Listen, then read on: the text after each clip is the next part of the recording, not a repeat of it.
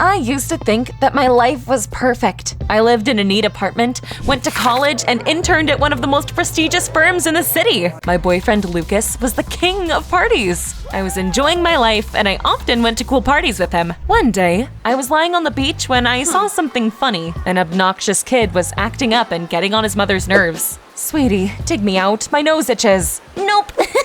You didn't buy me ice cream. This is what you get. Ugh.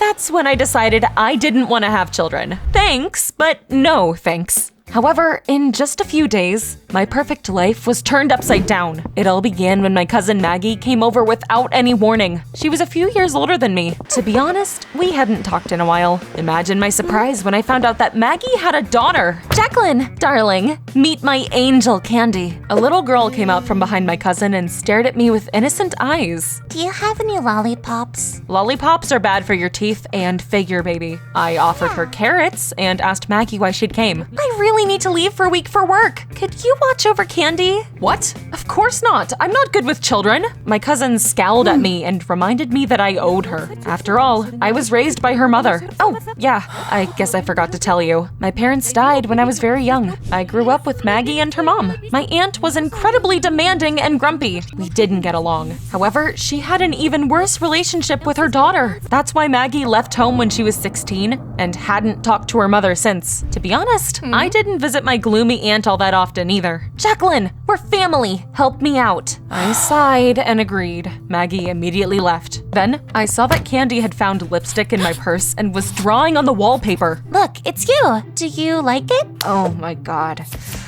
This is going to be a very long week. Keeping an eye on Candy was even harder than I thought. That restless brat simply could not stay put. She loved drawing above all else and even smeared paints all over my laptop. One day, we went to the beach. I dozed off for just a few minutes. Candy seized the chance to doodle on me with sunscreen. Imagine what my tan looked like. What the? I want to be an artist when I grow up. I couldn't leave that insufferable girl alone for even a minute. Still, I couldn't miss work because of her. So, one day, I asked Lucas to look after Candy. Convincing him to do that for me wasn't easy. He didn't get along with children either. Come on, all you do is play video games all day. This, angel will keep you company. Okay, fine. Just this once. I left my niece at Lucas's place and I went to the office. My boss, Miss Fox, was holding a meeting. Let me tell you a secret. I was afraid of that domineering woman, but I also admired her. Miss Fox put her career above all else. She was clearly not interested in having a family or children. I dreamed of one day being an iron lady like her. Miss Fox gathered all the interns and announced that she'd be hiring the best of us at the end of the quarter. So keep working hard, my bees. I'm watching you. Yes!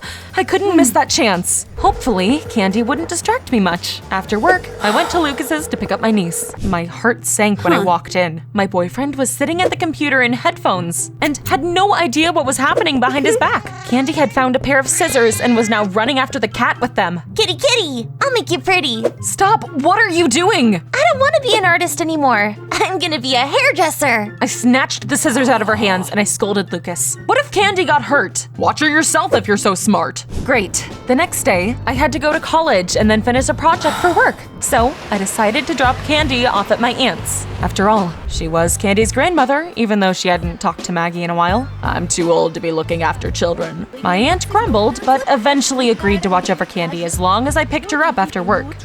It was a crazy day. By evening, I was exhausted, and I only dreamed of a hot bath. Unfortunately, I had to take care of my niece, feed her, bathe her, and put her to bed. I prayed that Maggie would be coming back for her daughter soon. I was more convinced than ever that I didn't want to have children of my own. Aunt Jacqueline, read me a bedtime story. I'm tired. Just go to sleep. Please. I picked up the book and started to read her a story about a friendly family of bears. To my surprise, Candy suddenly started sobbing. I asked her what had upset her so much, and she said she missed her mother. I don't think she loves me. She's always saying I'm bothering her.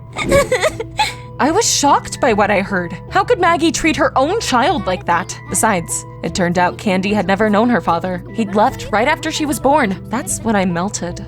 I felt sorry for Candy and I realized that I had grown attached to my niece after all. Sleep, sweetie. You'll have magical dreams. The weekend came and I took Candy to a park. I wanted to invite Lucas with us, but he wasn't interested at all.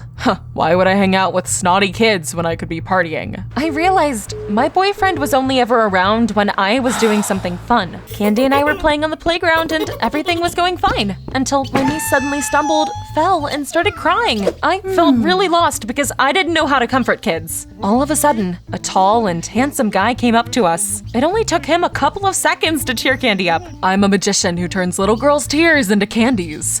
Whoosh. You're funny. Wow, dude, you're a lifesaver. How are you so good with kids? His name was Jeremy. He said that he had a lot of younger sisters, and he gave me a couple of tips on taking care of my niece. The three of us got along so well that we started to spend more and more time together. Jacqueline's in love with Jeremy.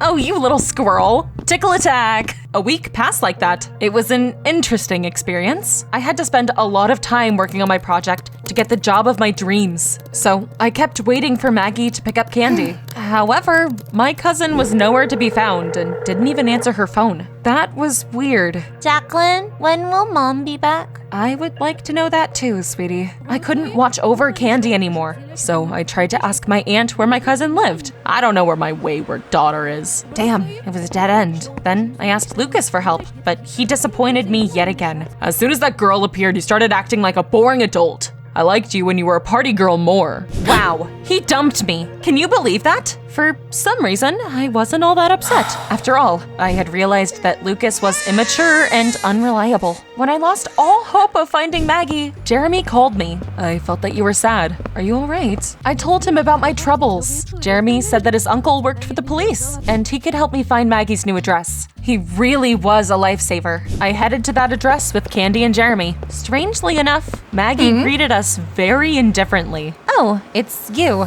I'd already forgotten about you. Mommy, I missed you so much. Yeah, me too. Thanks for babysitting, Candy. Candy walked into the house and Maggie slammed the door shut. Jeremy and I exchanged stunned glances. How could she forget about her own daughter? I couldn't stop thinking about it. As soon as I had some free time, I went to my aunt's house to ask her what was wrong with Maggie and why she was acting so weird. My daughter is an airhead. She had an unplanned baby and she just doesn't want to take care of her, just like your irresponsible parents. Oh, I've said too much. What? I demanded an explanation, and my aunt said that my parents were alive. It turned out they didn't die. They had just abandoned me as a child. Even though my aunt was grumpy, she took me in. It was nuts. That news turned my whole world upside down. I knew I wouldn't rest until I looked my parents in the eye. So I asked my aunt for their address and I headed there. I was in for a disappointment. My parents turned out to be party animals. They said that they had been young and just wanted to keep having fun. That's why they'd abandoned me. I realized I would never forgive them. I'm a strong and successful person. No thanks to you. Goodbye. I slammed the door shut on my way out and I drove away. It made my blood boil that some people just didn't want to take responsibility for their actions, and they ended up ruining their children's lives. It made me think of Candy. I realized that I missed my niece. That weekend, I went to visit her. However, I found out more shocking news. It turned out my cousin had put Candy in an orphanage. How could you do that? She's better off there. Anyway, it's none of your business. Talking to that idiotic woman was useless. I immediately hurried to the orphanage and I found Candy there. She looked miserable, but smiled as soon as she saw me. Aunt Jacqueline,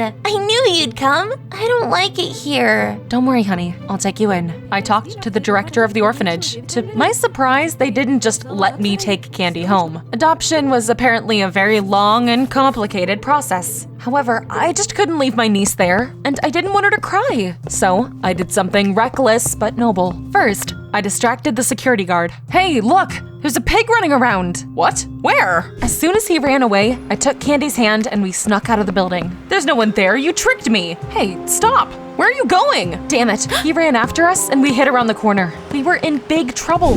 What was I thinking? I decided that I would follow all the rules to make the adoption official later, but Now I had a new problem. I got a message coming from Miss Fox. She was inviting everyone to a meeting where she'd be choosing the best intern. I couldn't miss that chance. My career depended on it. I had no choice but to come to the meeting with my niece. I was the first to arrive. We ran into the office and I asked Candy to hide in the closet for a while. It's like a game of hide and seek. You just need to stay quiet and then we'll get some ice cream. Okay, sweetie? Candy nodded happily. I hid her in the closet and I sat down at the table. Soon, the rest of the interns and Miss Fox came.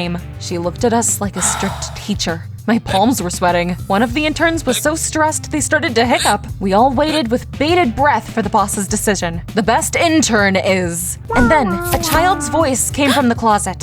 Candy must have gotten bored. Damn it. A second later, she got out of her hiding place and smiled innocently. Jacqueline, can we go now? I'm hungry. That was it. I was never going to get hired after that. Miss Fox stared at me with huge eyes and asked me to explain myself. I had nothing left to lose, so I told her everything from the beginning. What happened next surprised me. What a touching story. Why did you hide this sweet child? I'm not some sort of monster. My boss carefully sat Candy at the table and gave her some fruit from her purse. I have 3 children, so I always have snacks on me, just in case. Wow, Miss Fox showed me a photo of her family. The fact that she had one came as a huge surprise to me. I realized it was possible to be a loving mom and build a successful career at the same time. It made me respect that amazing woman even more. Then, all of a sudden, an angry security guard burst into the room. Oops, how did he track us down? He said Candy had to go back to the orphanage with him. I said I was going to adopt her. I can't help you. According to the rules, I have to take the girl away. Candy clung to me because she didn't want to leave either. Luckily, Miss Fox came to the rescue. After all, she had great connections.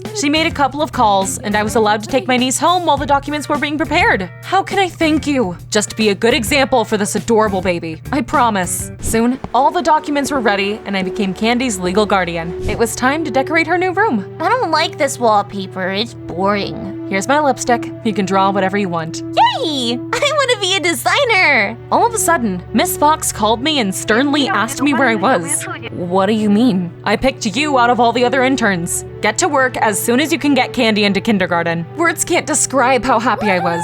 I thought that after what happened, I would be fired immediately. We lived very happily. Candy even managed to melt my aunt's heart. These days, she comes over to chat with her granddaughter. Long story short, we became a real family. However, something was still missing. Or rather, someone. Can you guess who I'm talking about? One weekend, we went for a walk in the park and ran into Jeremy again. He was glad to hear we were doing well. Jacqueline, you're a good person and you did the right thing. I used to think that I only wanted to live for myself, but I'm not afraid of responsibility anymore. I know that I can still build a brilliant career. We had a nice chat. I felt butterflies in my stomach. Then, Candy smiled slyly and took our hands like we were her parents. Jeremy, did you know that Jacqueline is head over heels in love with you? Candy! Hush! So, can I call you Daddy? He turned red as a tomato, but said he didn't mind at all. We all burst out laughing. I realized that was the beginning of our new life. Please like this video if you enjoyed my story. Tell me about the person that you admire most in the comments down below.